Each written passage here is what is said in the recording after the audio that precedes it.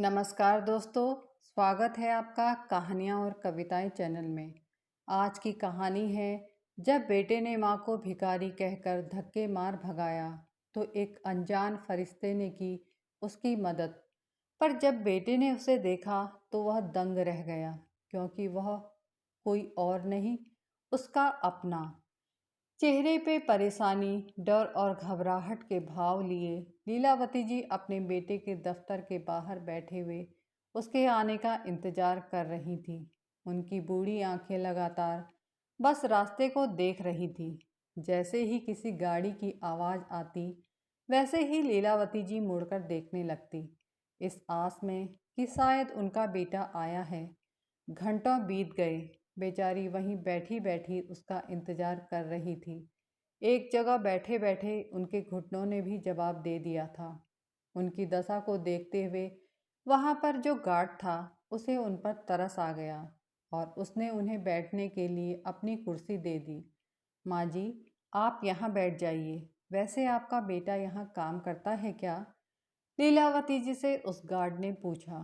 तो लीलावती जी ने जवाब दिया, नहीं बेटा, यह जिसका ऑफिस है वही मेरा बेटा है, या यूं कहो कि यहाँ का मालिक ही मेरा बेटा है। गार्ड को थोड़ा अजीब लगा। फिर उसने सोचा कि चलो एक बार इनका बेटा आ जाए तो उससे बात कर लें। बेचारी कब से उसका इंतजार कर रही है। वह लगातार सड़क की ओर देख रही थी कि तभी अचानक से वहाँ एक गाड़ी आकर रुकी, जिसमें से विवेक निकला, जो कि लीलावती जी का बेटा था। अपने बेटे को देखते ही लीलावती जी दौड़कर उसके गले लग गई और रोने लगी। रोते हुए वह बोली, बेटा विवेक, जल्दी से मेरे साथ अस्पताल चल। तेरे बाबूजी की तबीयत बहुत ज़्यादा बिगड़ गई है। हमें उन्हें जल्द से जल्द किसी प्राइवेट अस्पताल में भर्ती करना पड़ेगा। डॉक्टर ने कहा है कि जिन मशीनों की ज़रूरत तेरे पिताजी के इलाज के लिए है, वह मशीनें उनके अस्पताल में नहीं हैं। हमें अगर तेरे पिताजी को बचाना है तो किसी बड़े अस्पताल में भर्ती करना होगा, वरना वरना क्या? विवेक ने लीलावती जी को पीछे धकेलते हुए कहा। ज़्यादा से ज़्यादा क्या होगा, मर ही तो जाएंगे, और एक दिन तो सबको मरना ही है। और वैसे भी मैंने दुनिया का ठेका नहीं ले रखा है। वह तेज कदमों से अंदर की ओर जाने लगा कि तभी लीलावती जी ने उसके पैर पकड़ लिए और बोली, हमारे साथ ऐसा मत कर बेटा। तेरे बाबूजी ने क्या कुछ नहीं किया तेरे लिए। मैं तेरे हाथ जोड़ती हूँ, तेरे पैर पड़ती हूँ। बस किसी भी तरह अपने पिता को बचा ले तू। तू जो कहेगा मैं वही करूँगी।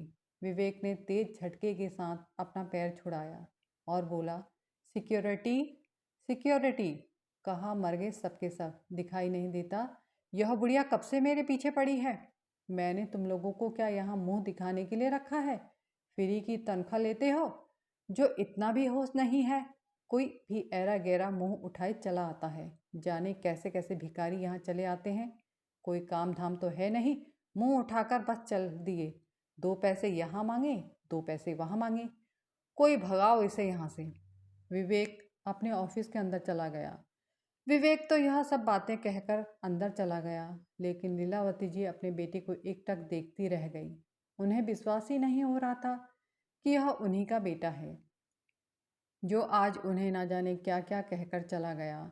वे बस उसकी बातों को सोचती रह गई, और यह सब सोचते सोचते उनकी आंखों से अश्रुधारा बह चली। उन्होंने अपने आप को शायद ही कभी इतना कमज़ोर और लाचार महसूस किया होगा। उनकी दशा देखकर उस गार्ड को भी उन पर दया आ गई। उसका बस चलता तो वह अपने बॉस को अच्छा सबक सिखाता। वह लीलावती जी से बोला, माँ जी, क्या यही आपका बेटा था? लीलावती जी उस वक्त कुछ बोलने की स्थिति में नहीं थी। उन्होंने सिर हिलाकर ही उत्तर दिया कि यही उनका बेटा है। लीलावती जी निरंतर रोए जा रही थी। गार्ड ने आकर उनसे कहा, माँ जी, आप यहाँ से जाइए, इसमें कोई कुछ नहीं कर सकता। आप जाकर कहीं और से पैसों का इंतजाम कीजिए, इससे पहले कि कोई अनहोनी हो जाए। लीलावती जी रोते रोते बोली, इसके अलावा मेरे पास और कोई रास्ता नहीं है बेटा। पहले तो वह गार्ड चला गया, फिर कुछ सोचकर दोबारा उनके पास आया और बोला, माँ जी, अगर सच में यह आपका बेटा है तो एक आप एक काम कीजिए, जैसा मैं कहता हूँ आप बिल्कुल वैसा ही करते जाइए। फिर देखिएगा आपका बेटा आगे से आके पैसे देगा, वह भी उतना जितना बाबूजी के इलाज के लिए चाहिए।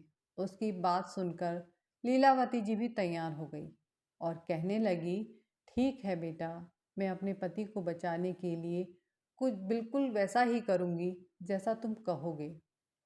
उस गार्ड ने लीलावती जी से वहीं बैठने को कहा। फिर उसने किसी को फ़ोन मिलाया और उससे कुछ काम करने को कहा। थोड़ी ही देर बाद विवेक ने गार्ड को कॉल किया और कहा कि इस बुढ़िया को भगाओ यहाँ से, यह तुम्हारे पास बैठी क्या कर रही है। इस पर उस गार्ड ने कहा, सर, मैंने इस औरत को भगाने की बहुत कोशिश की, लेकिन यह औरत कह रही है कि आपसे बात किए बिना कहीं नहीं जाएगी। अगर ज़बरदस्ती की तो यहाँ शोर मचा देंगी, इसलिए मैंने भी इसे कुछ नहीं कहा। मेरी माने तो आप एक बार देख लीजिए सर, एक बार मिलने में क्या जाता है। लेकिन अगर आप उससे नहीं मिले और उसने शोर मचा मचा के यहाँ सब लोगों को इकट्ठा कर लिया तो आपकी बड़ी बेइज्जती हो जाएगी और फिर कुछ ही देर में आपके क्लाइंट भी आने वाले हैं। बाकी आपकी मर्जी है सर, जैसा आपको ठीक लगे। इतना कहकर गार्ड ने फ़ोन रख दिया। मुश्किल से 10 सेकंड बीते होंगे, विवेक का दोबारा फ़ोन आया। विवेक ने गार्ड से कहा, सुनो, उस बुढ़िया औरत को अंदर भेज दो, पर उसे बोल दो कि इसके बाद भी अगर यहाँ से नहीं गई तो मार मार कर भगा देंगे यहाँ से। गार्ड ने कहा, ठीक है सर, मैं भेजता हूँ उस बूढ़ी औरत को। गार्ड ने लीलावती जी को सब कुछ पहले ही समझा दिया था कि लीलावती जी को अंदर जाने के बाद क्या करना है और कैसे करना है। फिर लीलावती जी ने अपने कदम अपने बेटे के ऑफिस की ओर बढ़ाए। जैसे ही वह ऑफिस में पहुंची तो देखा कि वहां बहुत सारे लोग अपने अपने कामों में व्यस्त थे। अंदर जाकर इधर उधर देखने लगी, समझ नहीं आ रहा था कि कहाँ जाए। तभी वहाँ एक चपरासी आया और बोला, आइए माँ जी, मैं आपको ले चलता हूँ। यह चपरासी और कोई नहीं बल्कि गार्ड का छोटा भाई था। वह लीलावती जी को विवेक के कैबिन तक छोड़ देता है। विवेक अपनी माँ को देखकर बहुत गुस्सा हो जाता है, लेकिन कुछ नहीं कहता क्योंकि वह अपने ऑफिस में कोई तमाशा क्रिएट नहीं करना चाहता था। इसलिए उसने अपनी माँ को बैठने के लिए कहा। अंदर कैबिन में जाने से पहले ही उस चपरासी लड़के ने लीलावती जी के पर्स में एक मोबाइल रख दिया था और लीलावती जी से उसे उसी तरह रखने को कहा था। लीलावती जी अंदर जाकर बैठ गई। फिर वह लड़का जो कि चपरासी था, लीलावती जी के लिए पानी लेकर आया। लीलावती जी थोड़ा घबराई हुई थी। उसने उनके हाथ पर अपना हाथ रखते हुए अपनी नज़रों से इशारा किया। विवेक किसी से फ़ोन पर बात करने में व्यस्त था, इसलिए उसने बिल्कुल भी ध्यान नहीं दिया। वह लड़का पानी रखकर चला गया। अपना फ़ोन रखकर विवेक अपनी कुर्सी पर बैठता हुआ बोला, हाँ, तो बताओ क्या बात करनी है? क्यों सुबह से यहाँ पड़ी हो? लीलावती जी कुछ बोलने की हिम्मत जुटाने लगी कि तभी विवेक दोबारा बोला, कुछ बको भी, तब से तो बात करने को मरी जा रही थी और अब मुंह में जुबान नहीं है क्या? बोल, अब कैसे तेरी बोलती बंद हो गई? अब भौंकेगी कुछ? विवेक ने अपनी माँ से कहा। पहले तेरा भौंकना तो बंद हो, लीलावती जी ने तुरंत उत्तर दिया। तो विवेक अपनी माँ का जवाब सुनकर सन्न रह गया।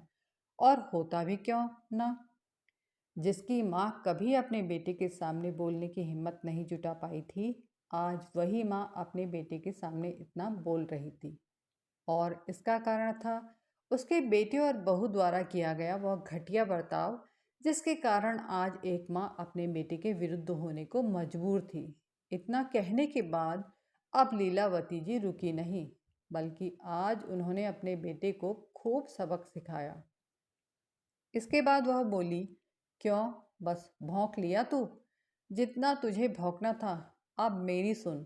अगर तू अपने पिता का इलाज नहीं कर सकता तो मैं तुझे अपनी जायदाद से बेदखल कर दूंगी।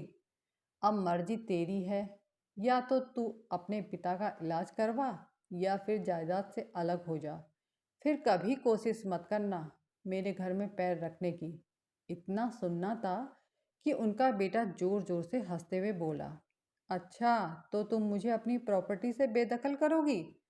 यह कहते हुए वह और जोर जोर से हंसकर बोला, बेदखल तो तब करेगी ना जब घर तेरे नाम होगा। वह लगातार यही कहे जा रहा था, कितनी बेवकूफ़ बुढ़िया है, सच में तेरी अक्ल घास चरने चली गई है। तूने ऐसा सोचा भी कैसे कि मैं उस घर को लेकर कोई रिस्क ले सकता हूँ?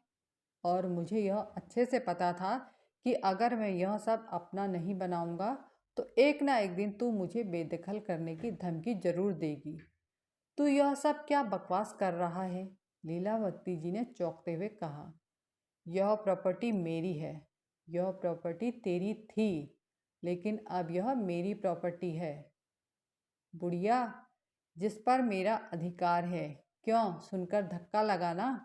मैंने उस दिन तुझे हेल्थ इंश्योरेंस के पेपर पर जब साइन करने को कहा था, तब उन्हीं पेपरों के बीच मैंने उस घर के कागज भी लगा दिए थे, और तब से ही वह घर मेरे नाम है। क्या इतना बड़ा धोखा किया तूने मेरे साथ? कितना बड़ा धोखेबाज है तू। मैंने क्या कुछ नहीं दिया तुझे? आंखों में आंसू लिए वह अपनी बात कह रही थी। मैंने तुझे अपनी औकात से बढ़कर सुविधा दी। जिस चीज़ पर तूने हाथ रखा, हर वह चीज़ तुझे दिलाने की कोशिश की, चाहे वह मेरी हैसियत के बाहर ही क्यों ना हो। लेकिन इतना सब करने के बाद भी मैं तुझे अच्छा इंसान ना बना सकी। लीलावती जी अचानक अपने आंसू पोंछते हुए बोली, तू मुझे इंश्योरेंस के पेपर दे दे, मैं उससे ही तेरे पिता का इलाज करवा लूँगी। फिर मुझे तुझसे और कुछ नहीं चाहिए। बस वह कागज़ मुझे दे दे, मैं तेरे पाँव पड़ती हूँ। वह अपने बेटे के पैरों में गिरते हुए बोली। इस पर उनका बेटा उन्हें दोबारा धकेलते हुए बोला, चल निकल यहाँ से। अब कोई पेपर वेपर मेरे पास नहीं है। वह पेपर तो मैंने तुझसे साइन करने के बाद ही फाड़ दिए थे। मुझे तो तुझसे बस अपने कागज़ों पर दस्तखत चाहिए थे। इसलिए जब मेरा काम हो गया तो मैंने वह कागज़ फाड़कर फेंक दिए। अब यहाँ से निकलती बन। हो गई सब बात, या अभी भी कुछ बाकी है? लीलावती जी को बहुत गुस्सा आ रहा था, पर वह अपने गुस्से पर काबू करते हुए बोली, अगर पेपर नहीं है तो मुझे मेरे वह पैसे वापस कर दे जो मैंने तुझे 6 महीने पहले बैंक में जमा करने के लिए दिए थे। मैं उन्हीं पैसों से तेरे पिताजी का इलाज करवा लूँगी। अगर पैसा मजबूरी में काम ना आए तो क्या फ़ायदा ऐसे पैसों का? ला तू मुझे वह पैसे निकाल कर दे दे। इस पर भी उनका बेटा बिल्कुल अनजान बनते हुए बोला, पैसे? कौन से पैसे? मेरे पास कोई पैसे वैसे नहीं हैं। यह सुनकर तो जैसे लीलावती जी पूरी तरह टूट गई थी, क्योंकि वही पैसे उनकी आखिरी उम्मीद थे अपने पति को बचाने के लिए, और ऐसे में उन पैसों का ना मिलना बहुत बड़ी मुसीबत आने का संकेत था। वह अभी थोड़ी हिम्मत जुटाते हुए बोली, वही 50 लाख रुपए जो मैंने और तेरे पिताजी ने गांव की ज़मीन बेचकर तुझे बैंक में जमा करने को दिए थे। और हाँ, अब यह मत कहना कि मुझे नहीं पता, वरना। लीलावती जी ने थोड़े गुस्से में कहा। तो विवेक और तेज चिल्लाकर बोला, वरना क्या कर लेगी तू? हाँ, लिए हैं मैंने तुझसे 50 लाख, और अब मेरे पास वह पैसे नहीं हैं। वह पैसे मैंने अपने काम में खर्च कर दिए। उन्हीं पैसों से मैंने यह ऑफिस बनवाया है। और हाँ, अब उन पैसों में से एक पैसा भी मेरे पास नहीं है। तुझे जो करना है तू वह कर। अब निकल यहाँ से, वरना यहीं से लात मारता हुआ बाहर तक घसीटते हुए लेकर जाऊंगा। आया समझ में? चल निकल यहाँ से। यह कहता हुआ विवेक अपनी माँ को अपने ऑफिस के बाहर धकेलने लगा, और ऑफिस से बाहर धकेलता हुआ सिक्योरिटी गार्ड को पुकारने लगा, जाने कहाँ मर गए सबके सब। लेकर जाओ इन आंटी को। मैंने मदद करने के इरादे से बुलाया, और अब यह है कि हद पार कर रही हैं। अरे, जितना मिल जाए उतना ठीक है। यह नहीं कह रही हैं, कम से कम 50-60 हज़ार की मदद चाहिए, वरना नहीं जाएंगी यहाँ से। मैंने इन्हें 10 हज़ार दे दिए हैं, अब इन्हें यहाँ से बाहर निकालो। यह कहते हुए वह अंदर गया और अंदर जो सिक्योरिटी गार्ड था वह आया और उन्हें लेकर चला गया। सभी ऑफिस के लोग सोचने लगे कि हमारा बॉस कितना अच्छा है, कितना दान पुण्य करता है, गरीबों की मदद करता है। और यही सब सोच कर तो विवेक ने यह सब किया था। जब उसके सभी एम्प्लॉयज़ उसकी तारीफ करने में लगे थे, तो उसी समय विवेक के ऑफिस के बाहर पुलिस की गाड़ी आकर रुकी और उसमें से 2 पुलिस वाले ऑफिस के अंदर आए, जिसे बाकी के एम्प्लॉयज़ भी अपना काम छोड़कर यह देखने लग गए कि ऑफिस में पुलिस कैसे आई और किसके लिए आई है। इतनी देर में 2 पुलिस कांस्टेबल विवेक के कैबिन में गए और विवेक को लगभग घसीटते हुए बाहर तक ले आए। और फिर इंस्पेक्टर ने विवेक से कहा, क्या तुमने उनके पैसे लेकर धोखे से उनका घर अपने नाम करवाया है? विवेक ने साफ इनकार कर दिया। जी नहीं सर, मैंने किसी के साथ ऐसा कुछ नहीं किया। इस पर इंस्पेक्टर ने विवेक से दोबारा पूछा। इस बार बाहर की तरफ से लीलावती जी अंदर आई, जिन्हें देखकर कुछ देर के लिए तो विवेक की सिट्टी पिट्टी गुल हो गई। फिर इंस्पेक्टर ने लीलावती जी से पूछा, आप बताइए, क्या इसी ने धोखे से आपका घर हड़प कर आपके पैसे भी हड़प लिए? इंस्पेक्टर की बात सुनकर लीलावती जी बोली, जी हाँ सर, यही है वह नालायक बेटा जिसने मेरे साथ इतना बड़ा धोखा किया। ऑफिस के सभी एम्प्लॉयज़ वहीं खड़े हुए थे। सबके सामने अपनी बेइज्जती होता देख विवेक चिल्लाता हुआ बोला, क्या सबूत है तुम्हारे पास कि मैंने तुम्हारे पैसे हड़पे हैं या फिर तुम्हारा घर हड़पा है? नहीं है ना कोई सबूत, होगा भी कैसे? सर, मैंने ऐसा कुछ नहीं किया। यह बुढ़िया पागल हो गई है, सुबह से मेरे पीछे पड़ी है। आप तो जानते ही हैं, ऐसे लोगों को, इन लोगों को कोई अमीर आदमी मिल जाए तो यह बस उसे पैसे ऐंठने के चक्कर में रहते हैं और इसीलिए यह बुढ़िया मेरे पीछे पड़ी है। आज सुबह से ही मेरे ऑफिस के चक्कर लगा रही है। आपको यकीन ना हो तो मेरे ऑफिस के स्टाफ से पूछ लीजिए। ऑफिस के सभी लोगों ने हाँ में गर्दन हिला दी।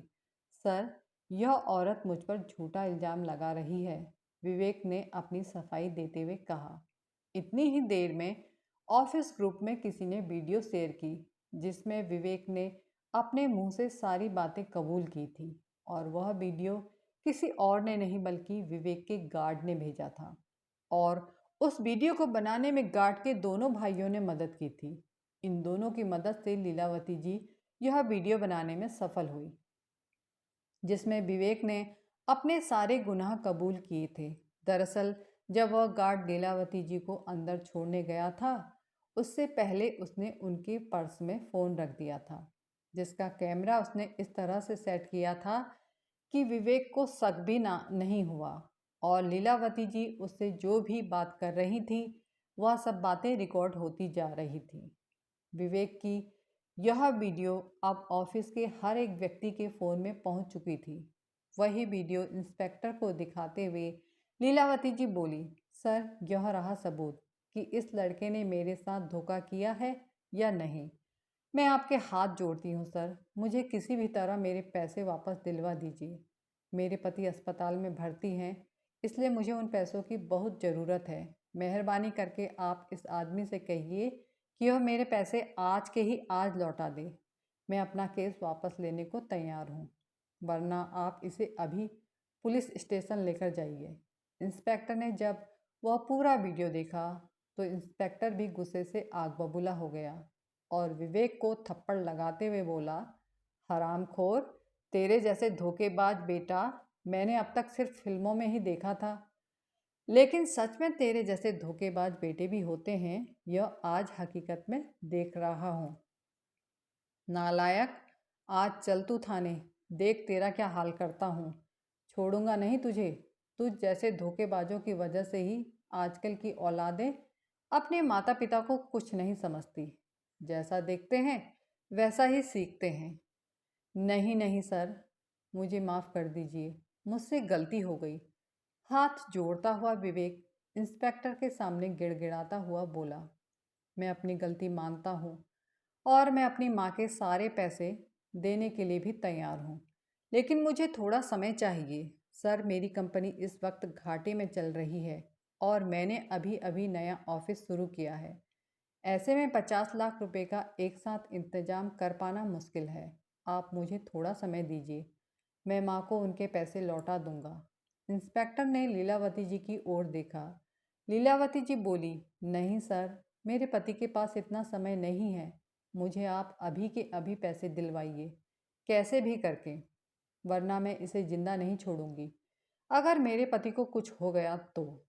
इंस्पेक्टर ने विवेक से कहा, विवेक, या तो तू अभी के अभी 50 लाख रुपए और इनका मकान इन्हें वापस कर, वरना तेरे ऊपर ऐसी ऐसी धाराएं लगाऊंगा कि जीवन भर खुद को बचा नहीं पाएगा। तेरी पूरी लाइफ जेल में चक्की पीसते पीसते कट जाएगी। इस इस पर विवेक बोला, सर, आधे घंटे का समय दे दीजिए बस। इंस्पेक्टर ने कहा, लीलावती जी, आप अस्पताल जाइए और डॉक्टर से मेरी बात करवा दीजिए।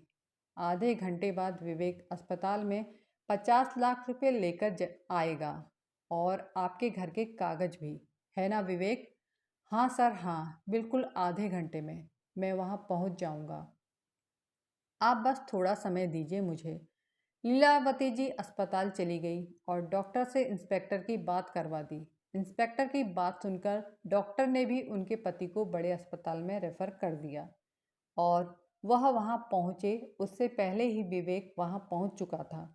विवेक ने अपनी मां के हाथ में 50 लाख रुपए थमा दिए और उनके घर के कागज भी। फिर गुस्से से लाल आंखें लिए वह वहां से चला गया। आज भी उसे अपनी गलती का एहसास नहीं था। वह तो अपनी माँ पर ही गुस्सा निकाल रहा था। उसे इसमें भी अपनी माँ की गलती नजर आ रही थी, पर लीलावती जी संतुष्ट थी। आखिरकार उन्होंने अपने पति को बचा ही लिया था। इतनी मुश्किलों के बाद ही सही, पर उन्हें अपने बेटी को सबक सिखाने के लिए ना सही, पर अपने पति को बचाने के लिए एक सख्त कदम उठाया। समय बीतता गया और देखते ही देखते विवेक का बेटा 18 साल का हो गया। अब तक लीलावती जी और उनके पति अपने घर में ही रहते थे और बचे हुए पैसों से अपनी जिंदगी गुजर बसर कर रहे थे। आखिर उनका खर्चा था ही कितना? दो बूढ़े पेट, दो रोटी, बस इतना सा खर्चा था उन दोनों बूढ़े पेटों का। कहते हैं ना कि कर्मों का फल देर से ही सही, पर मिलता जरूर है। बस वैसा ही कुछ विवेक के साथ हुआ। विवेक ने अपने माता पिता के साथ जितना बुरा बर्ताव किया, उसे आज उसका परिणाम मिल रहा है। जब उसके 18 साल के बेटे ने उसे गाली देकर अपने कमरे से धक्का देते हुए कहा, इट्स माई पर्सनल लाइफ, जो मेरा मन करेगा मैं वही करूँगा। आगे से अगर मेरी लाइफ में दखल दिया तो मैं आपको छोड़ूंगा नहीं। हालांकि अपने बेटे की हरकत पर विवेक ने उसे खूब मारा पीटा, लेकिन जब विवेक ने उस पर हाथ उठाया तो उसने भी पलटकर विवेक को थप्पड़ जड़ दिया, जिससे आज उसे इस बात का एहसास हुआ कि जब एक बेटा अपने माता पिता के साथ ऐसा बर्ताव करता है तो उन माता पिता पर क्या बीतती है। लेकिन इसमें कोई दोहराने वाली बात नहीं है कि वह आज वही काट रहा था जो उसने कल बोया था। कहानी देखने व सुनने के लिए आप सभी का तहे दिल से धन्यवाद। अगर आपको कहानी पसंद आई हो तो चैनल को सब्सक्राइब करना मत भूलिएगा। साथ में लाइक का बटन अवश्य दबा दीजिएगा। धन्यवाद।